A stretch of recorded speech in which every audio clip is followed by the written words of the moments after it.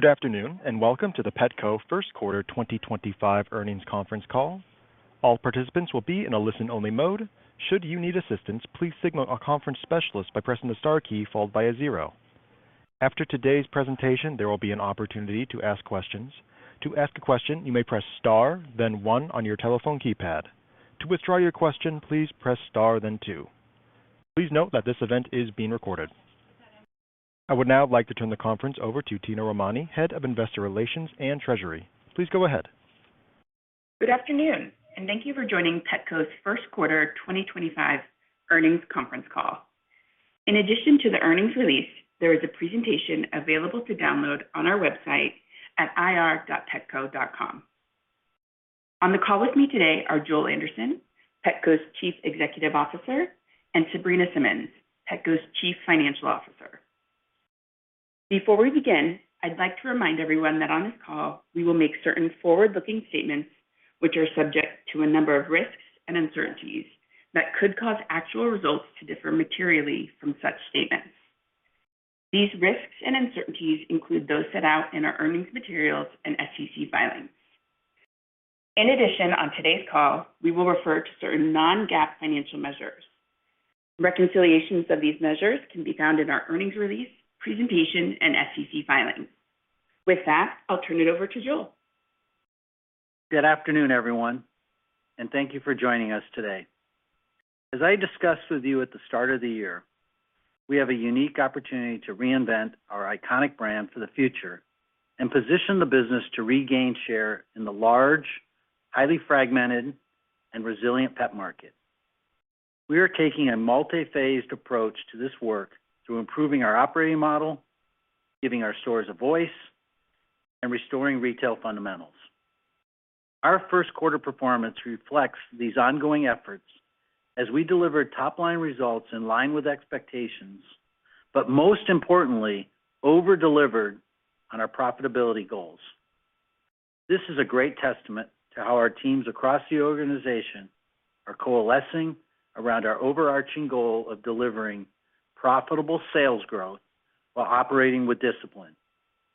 I'm proud of our team's dedication, agility, and execution in delivering on our commitments. During the quarter, I had the opportunity to spend time with our district managers and our service leaders at our field leadership team meeting, where we brought our stores and service leaders together for the first time ever. I saw firsthand the energy that was created by connecting as one Petco team and was motivated by the work underway to simplify our operations, strengthen our retail and services foundation, and get back to our roots. Our first quarter results bolster my confidence that we have the right strategy in place and a re-energized team that shares a collective commitment to unlocking Petco's full potential. With phase 1 complete, and a highly experienced leadership team in place, our full attention has quickly turned to phase 2. This phase is all about implementing and executing the multiple work streams we identified in phase 1 to improve our overall retail fundamentals and financial performance. Said another way, we are putting our work into action and seeing our customer respond and react in real time. The examples I will share with you today all represent foundational building blocks that will support us when we transition to phase 3, focused on growth. Before getting into the progress against phase 2, I'd like to spend some time on sourcing and the progress we've made to preserve maximum flexibility in the face of tariff uncertainties. Our cross-functional teams across merchandising, assortment planning, supply chain, finance, and operations have mobilized together to identify various contingency plans and mitigation strategies. We are leaning into our long-standing scaled vendor relationship, and we truly appreciate their partnership as we navigate ongoing fluid dynamics and uncertainty. The current environment has served as a catalyst to accelerate work that was already underway as we strengthen our operating fundamentals. We are working towards building best-in-class product cost management, pricing capabilities, and centralized operating principles to our product import process, just to name a few. I'm proud of the work the teams have accomplished to date. Pleased to see them harnessing the energy that comes from seeing their work positively impact our results. Our ability to reiterate our full-year outlook despite absorbing the impact of tariffs currently in place illustrates the meaningful progress we've made. Now, turning back to phase 2, which is all about implementing and executing. Merchandise excellence is at the forefront of this work.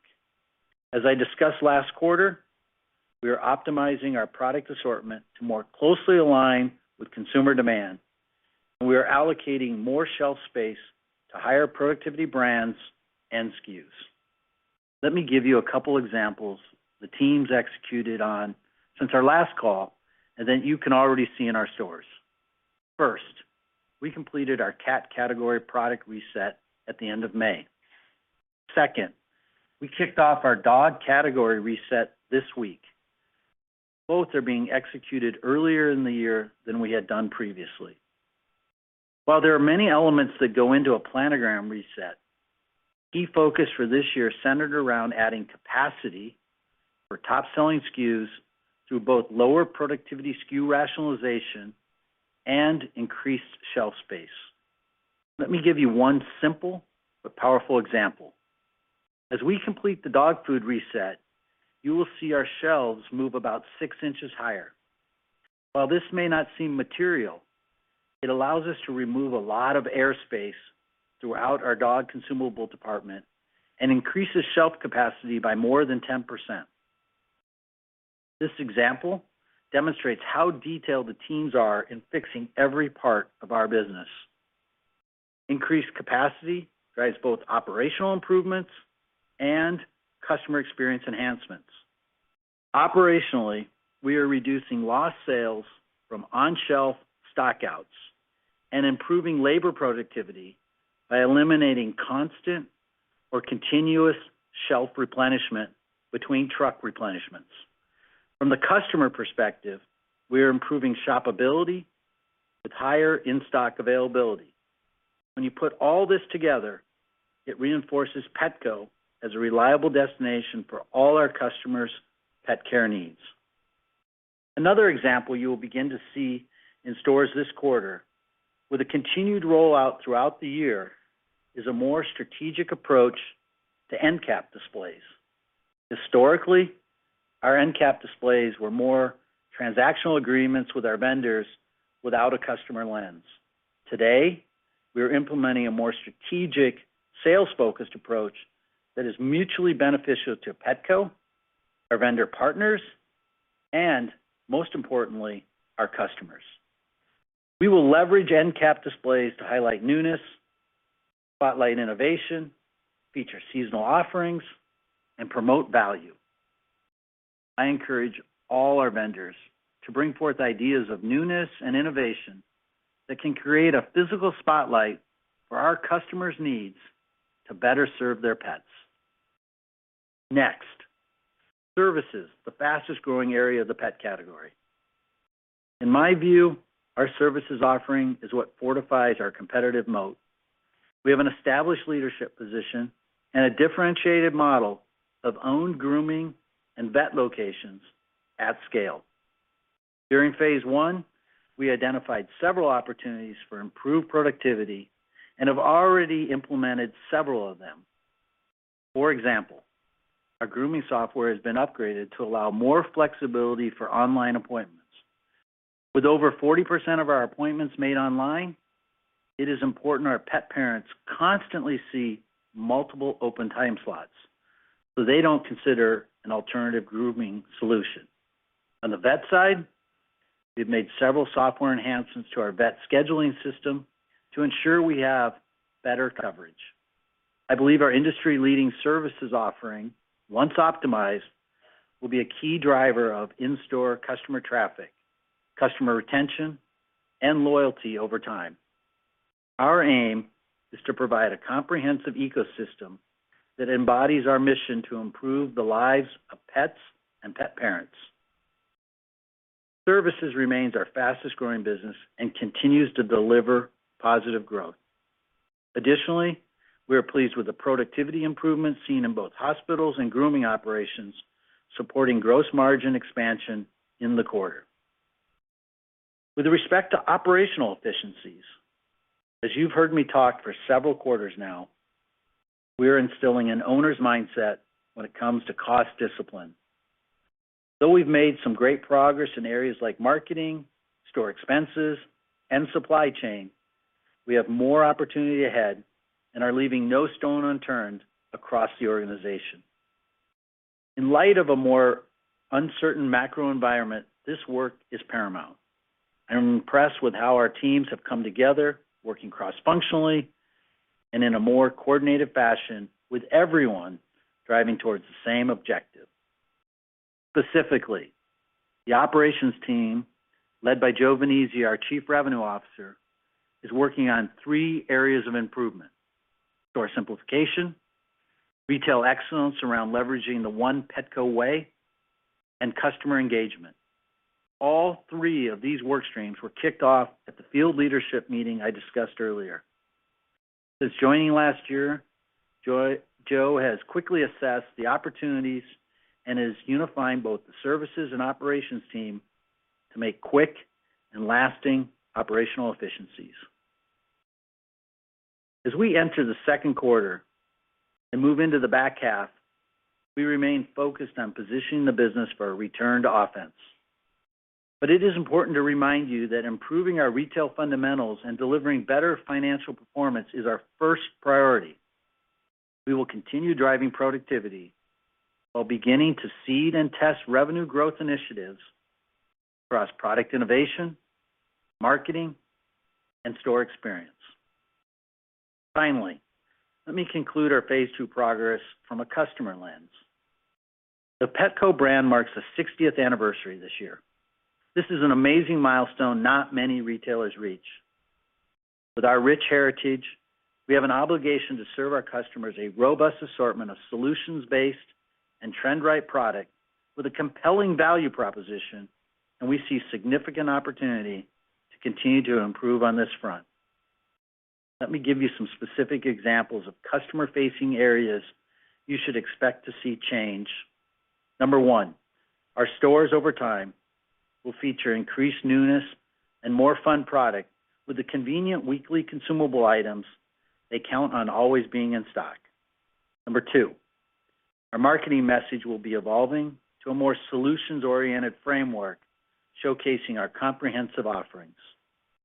And number 3, a new membership program is being designed to create a more personalized, long-term loyalty experience with an expected launch in 2026. In addition, our North Star work, which we expect to complete in the back half of 2025, has helped us better understand the customer segments we can own.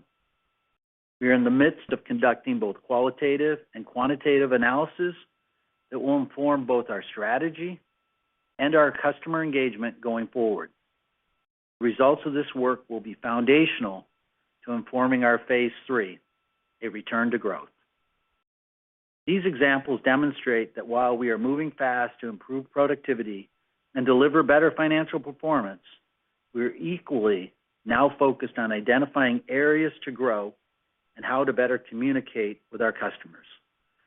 We will be unified in our message to include both online and in-store, and utilize a test and learn approach to ensure these changes truly resonate with our customers.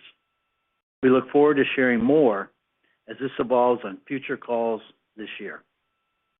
So in summary, 2025 is a year of transformation for Petco. I'm incredibly pleased with the work accomplished to date, which you can see in our Q1 results. This is especially gratifying as it's all been done while we navigate today's evolving trade environment. Our leadership team and our board are aligned to the same goal of returning Petco to an industry-leading destination for pets and pet parents. I want to thank our nearly 30,000 Petco partners for leaning into our transformation while simultaneously delivering customers the service and experience they look to Petco for. Acknowledging there is work ahead, I'm confident in the detailed, multi-phased approach currently in place. I'm pleased with the progress to date and optimistic in Petco's ability to reach its full potential over time. With that, I'd like to turn the call over to Sabrina, who will review the financials in more detail. Thank you, Joel, and good afternoon, everyone. We entered the year with the number one financial priority being to restore the health of our economic model through three key pillars: gross margin expansion, SG&A leverage, and ROIC improvement. I'm very pleased we delivered against all three of these pillars in the first quarter. For the first quarter, comparable sales were down 1.3%, with net sales down 2.3%. The difference between the comp and sales decline was driven by the 25 net store closures in 2024 and the additional 5 closures we had in Q1, bringing our ending store count to 1,393. We expanded gross margin rate by over 30 basis points versus last year to 38.2%, with expansion across both our products and services businesses. As an organization, we're focused on improving all levers within margin, including a more robust approach to average unit cost and average unit retail management. We established stronger guardrails, implemented more robust reviews of our pricing gaps, and deployed more data-driven processes to better manage markdowns and promotions. All of this work exemplifies our focus on executing the retail fundamentals well, with greater attention to detail and higher levels of accountability, with the goal of expanding our margins. It's through the same focus on disciplined execution that we delivered more than 180 basis points of expense leverage during the quarter. Excluding last year's one-time disposition costs, we leveraged approximately 160 basis points. As we've spoken about previously, this work is not a one-time cost-cutting exercise, but rather a shift in mindset, resulting in greater efficiency, agility, and increased productivity. Given the turbulent environment, we are especially proud of how our teams have mobilized quickly to accelerate several efficiency initiatives, such as optimization of marketing spend and implementation of operational improvements in our store labor model. We're pleased with the progress to date, and our teams continue to identify further savings opportunities as we adopt this more disciplined mindset in our day-to-day operations. Operating profit was $16.4 million, an increase of $33 million, or approximately $29 million when excluding disposition costs last year. Adjusted EBITDA increased $13.8 million to $89.4 million and expanded 105 basis points to 6% of sales. We're pleased that in the first quarter we delivered on the framework we laid out at the start of the year to expand our gross margin rate and to leverage SG&A, driving improvement in profitability. Moving to the balance sheet and cash flow. We ended the quarter with a cash balance of $139 million, an improvement of $48 million versus last year. Inventory continues to be managed well, with ending inventory 5% below last year. Free cash flow was negative $44 million, primarily driven by incentive payout during the quarter. Now, turning to our outlook. Let me start with an update on our tariff exposure. As a reminder, our most direct tariff exposure sits within our owned brands. On our fourth quarter call, we shared that our own brand inventory purchases from China, Canada, and Mexico were about 5% of our total merchandise cost of goods sold. When updating for the revised and expanded list of countries currently impacted, our exposure is only slightly higher at about 7%. Our indirect exposure sits primarily within our national brands. For many of these suppliers, we have long-standing relationships at scale, and we are partnering together to navigate fluid dynamics and deploy mitigation efforts. With that, for the full year, we are reiterating our full year outlook for 2025. As a reminder, our outlook at the beginning of the year excluded any potential impact of tariffs. Assuming tariffs remain at today's current level and no higher, we believe we can still deliver on the outlook we provided at the start of the year. For the full year, we continue to expect overall net sales to be down low single digits to last year, which includes the impact of 20 to 30 net store closures in 2025. We continue to expect adjusted EBITDA to be between $375 and $390 million. With regard to other guidance items, for the full year, we expect depreciation to be approximately $200 million, net interest expense of approximately $130 million, and approximately $125 to $130 million of capital expenditures with a greater focus on ROIC. For the second quarter specifically, we expect net sales to be down low single digits versus the prior year and adjusted EBITDA to be between $92 and $94 million, up approximately 11% year over year at the midpoint. In closing, I want to thank our teams across the organization for moving with urgency as we execute against the phases of our transformation, while also mobilizing quickly and taking action to prioritize profitability in light of a fast-changing operating environment. We are pleased with the progress we've made as demonstrated in our first quarter results and guidance for the remainder of the year. With that, we welcome your questions. We will now begin the question and answer session. To ask a question, you may press star, then 1 on your telephone keypad. If you are using a speakerphone, please pick up your handset before pressing the keys. If at any time your question has been addressed and you would like to withdraw your question, please press star and then 2. Please limit yourself to 1 question and 1 follow-up. At this time, we will pause momentarily to assemble our roster.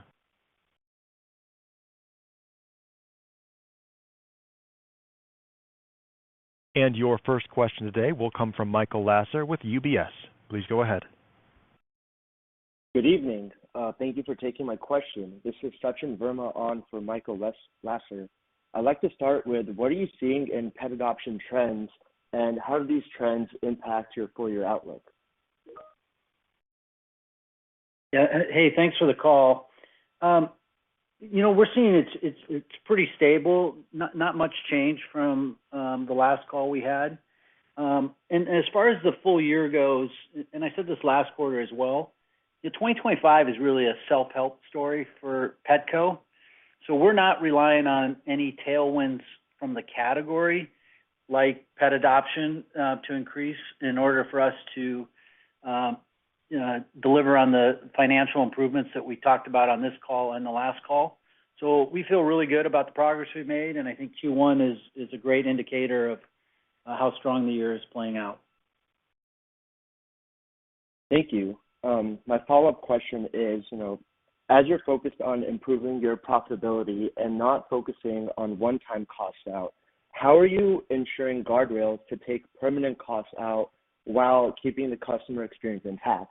In other words, what kind of ways are you looking to take permanent costs out while still maintaining your top line and adjusted EBITDA? Thank you. Yeah, it's a good question, and maybe I'll turn it over to Sabrina for some specifics. But I can tell you, Sabrina's been here about 90 days now, and the discipline she's brought to the entire organization on cost controls has been a great focus for all of us. And Sabrina, maybe you want to talk about a couple of the findings you found and how we're not focused on one time. Yeah, and I'll start at the highest level. I talked about last quarter and again this quarter that we're really working on a change in mindset. That's the most important thing. Also, as I've articulated, our goal is not just about cost cutting. Our goal is to leverage SG&A.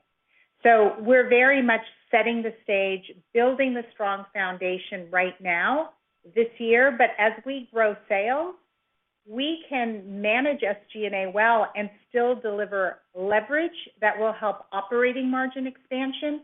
So it's not all about cutting and cutting. It's about managing it well to get high returns and help drive our business growth going forward. Thank you, and good luck. And your next question today will come from Simeon Gutman with Morgan Stanley. Please go ahead.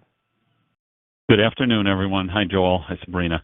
Hey, Joel, the top-line journey, I realize phase 3 is still a ways away, return to growth. As far as the pieces that you're putting in place now, can you go to the baseball analogy? Are you in the beginning innings, or you still haven't even started in terms of the repositioning, brand, product assortment, anything, front-end customer-facing? Yeah, look, Simeon, great question. I think to answer the baseball analogy, it depends on how you're looking at it. From your guys' perspective on the outside, you would say, we haven't even started, you haven't seen it. But I'll tell you, inside, we're already beginning to identify several levers of growth. We got to get better at, one voice to our customer. We're an omni-channel retailer, and I think that's real opportunities. Our marketing being more solutions-oriented. We're starting to look at a lot of product innovation, which brings newness and differentiation. The North Star project work is underway. And so all those put together are really starting to bubble up a lot of ideas on the organization.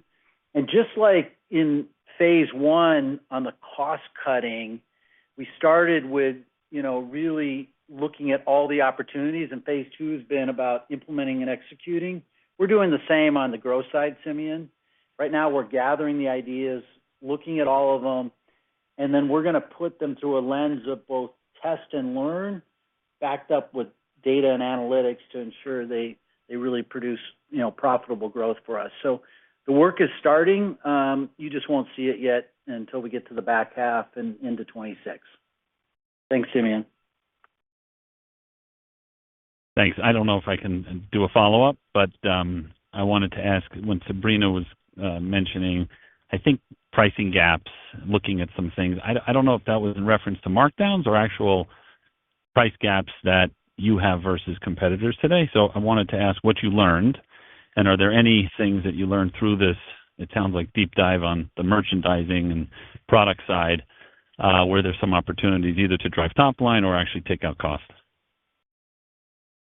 Yeah, maybe I'll start with that since those were my words and explain and clarify what I meant.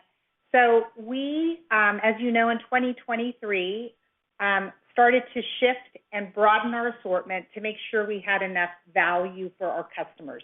So that was really important work strategically. The execution was a bit choppy. We're working through that now. So we're looking at our full assortment, how we're offering value to our customer at sort of every level of target. And I would say, importantly, unlike maybe some other retailers, we were already in progress on using all our levers, including pricing, as a tool for our margin expansion goals, long before tariffs and the current macro situation. So that's sort of how we think about it. We're always balancing what the customer needs with, driving the health of our own business. And certainly none of this is a one-fits-all approach. We're doing work very surgically down to the SKU level, and using a lot of good data and analytics now. Thanks. Good luck. Thanks. Your next question today will come from Steven Zaccone with Citi. Please go ahead. Great. Good afternoon. Thanks very much for taking my question. I was going to focus on margins. So, Sabrina, could you just talk about gross margin a bit, how that performed versus your own expectations? And then in light of some of the, the new news in the guide, should we still expect gross margin to expand for the full year? Yeah, so I will start with the quarter. We're pleased with where we came out. We actually, I think I said in my remarks last quarter that we would start modestly initially on this journey of expanding our margins. So pleased where they came out.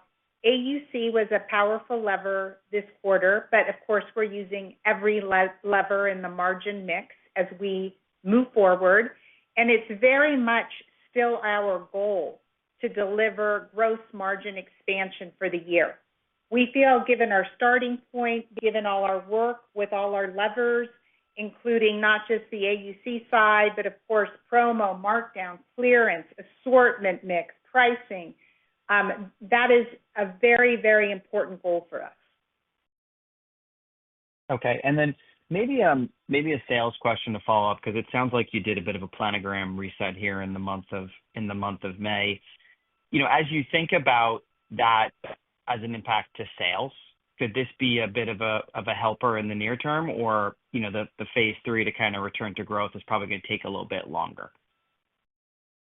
Yeah, no, look, I think the cat and dog reset that I spoke to on my prepared remarks was really more to show you a specific example of how we're making progress. And the fact that we pulled that up into the year earlier is certainly will show up as we get into the back half of the year. You know, remember, every time you do these resets, they're very disruptive, so you don't see an improvement immediately. But, you know, early signs of the cat reset look very promising, and we got to get through the dog reset next week. But we wouldn't have brought these forward if we didn't think they wouldn't be a contributor to, you know, getting back to growth in the back half of the year. But you shouldn't see it in Q2 as much as you'll see it in future quarters. Okay, thanks for the detail. You bet. Again, if you have a question, please press star and then 1. And your next question today will come from Kaumil Gajrawala with Jefferies. Please go ahead. Hey, everyone. Can we maybe just talk a little bit about sort of services versus supplies and the different sort of divisions? If you're seeing anything in today's consumer environment that's maybe suggesting that maybe they're fine, which is what we hear from some, or that things are weaker and maybe they're delaying pet purchases, or maybe they're backing off of discretionary. I'm just curious if you look at the mix of your revenue, if it tells you anything about where the consumer is. Yeah, I mean, look, services, you know, has continued to lead our business, and I think it's leading for a couple reasons, but most importantly, it's leading because, you know, as I said, this is a self-help story year, and we saw significant opportunities for us to increase productivity. I gave you a couple examples on my prepared remarks, and you know, I'll reiterate the grooming one. We've made several upgrades to the software so that our pet parents are always seeing openings in our grooming calendar. Almost 50% of our customers schedule a grooming appointment online. And if they don't see openings or they have to wait a week or two, they're going to consider somebody else besides Petco. So that change has been very, very positive for us. You know, grooming is something that probably is more needs-based than, say, supplies. And so we continue to see our more needs-based categories driving our business. And I think that's a testament to how resilient the overall pet category is. And 2 out of the 3 of our pet categories are consumable in nature or needs-based in nature. So that'll continue to drive the business for us. Got it. Thank you. You bet. And your next question today will come from Kendall Toscano with Bank of America. Please go ahead. Hi, thanks for taking my question. I was curious, if another kind of follow-up on the category growth. Just given that services, it looks like the growth slowed a little bit, just plus 1% year over year. Now, I was curious within services if there's any call-outs in terms of businesses that are still seeing stronger growth versus maybe any that were a little bit softer in the quarter. Thanks. Yeah, you want me to start on that, Joel? Yeah, I would say within services, we have our Vital Care membership business. And as Joel talked about, we're super excited about relaunching that. We're doing a lot of work in the back half, and we'll have the the bigger relaunch in 26. We might have some soft relaunch in the back half. But because we have been de-emphasizing that while we work to relaunch it, that is within services and others, and that's actually been a bit of a drag. Our core service business without that is actually quite healthy. Yeah, and continues to get stronger as we make the changes that I just gave an example from the previous question. Got it. Okay, that's helpful. And then another question on category sales was just for consumables, with that inflecting negatively during the quarter.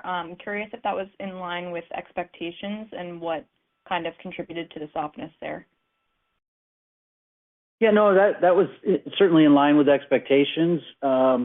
And, you know, part of the reason we pulled forward the reset is we can see the advantages that'll have for us on having a bigger impact later in the year. But as we continue to, you know, clean up promotions that I like to call empty calorie, that is kind of self-induced. But we're really pleased with the margin profile and how we're continuing to get that business back on track. Thank you. You're welcome. And your next question today will come from Steve Forbes with Guggenheim. Please go ahead. Hey guys, this is Jake Nevash on for Steve. Yeah, quick question on, I guess thinking through your wallet share opportunities here. So, help us frame up, I guess what are your most loyal customer cohorts looking for here? It sounds like you guys have a lot of, done a lot of work on and some exciting opportunities up ahead here. But maybe, help us frame, maybe in order of magnitude, what your loyal cohorts are looking for here. Thank you very much. Yeah, look, I think you'll hear more about that from us as we complete our North Star work. We're right in the middle right now of really understanding the customer segments that we believe we can not only win but grow. And so the stage we're in with our North Star work is really doing some qualitative and quantitative analysis of that. And, with that, that'll really inform everything we do as we focus on growth in the back half of the year. But it's too early yet here to, give you some specifics on the segmentation piece of it. Got it. Thank you. You're welcome. And your next question today will come from Oliver Wintermantel with Evercore. Please go ahead. Yeah, thanks very much. I had a question on your leverage ratio. In your deck, you said that you want to achieve below 2 times. Can you give us a little bit more details on the timing and what you expect the free cash flow to look like this year? Yes. So that is a very important goal that will take some time. And the first step forward is the focus on profitability that we've articulated. So as we increase profit, that will clearly bring the ratio back into a better position where we want it.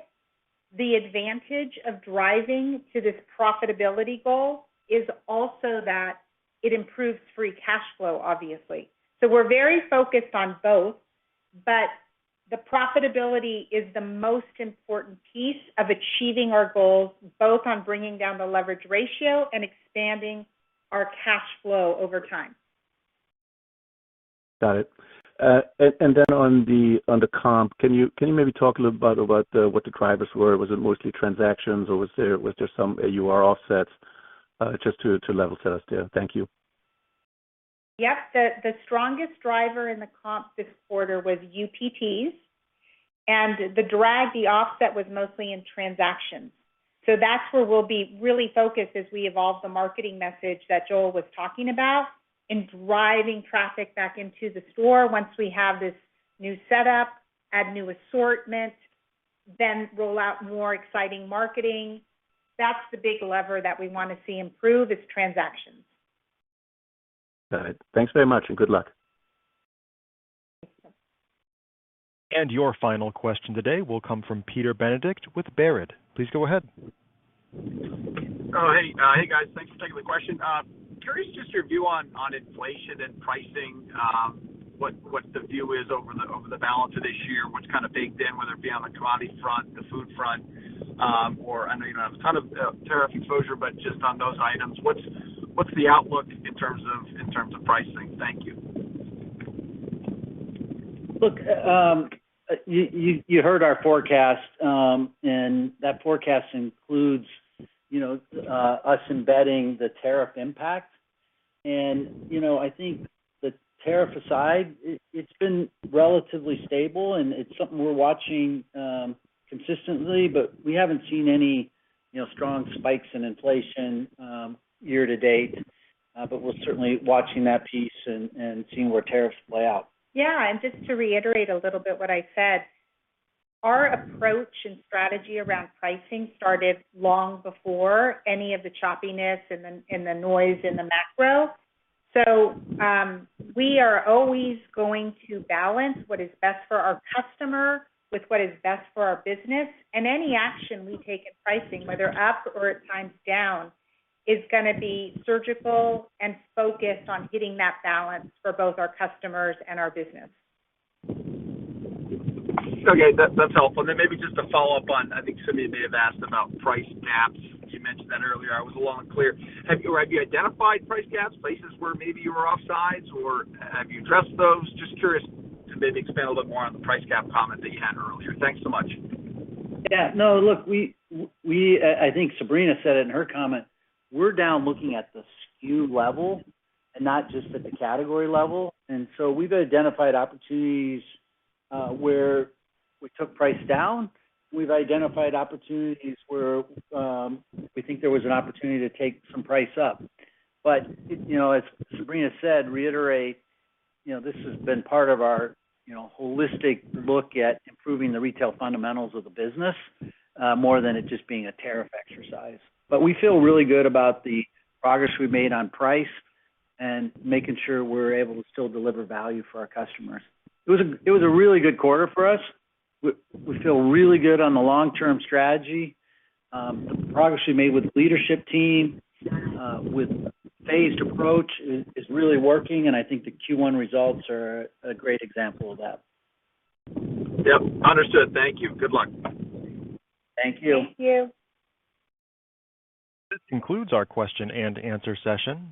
I would like to turn the conference back over to Tina Romani for any closing remarks. Fantastic. Thank you, Joel and Sabrina, and thank you, everyone, for your time and your questions.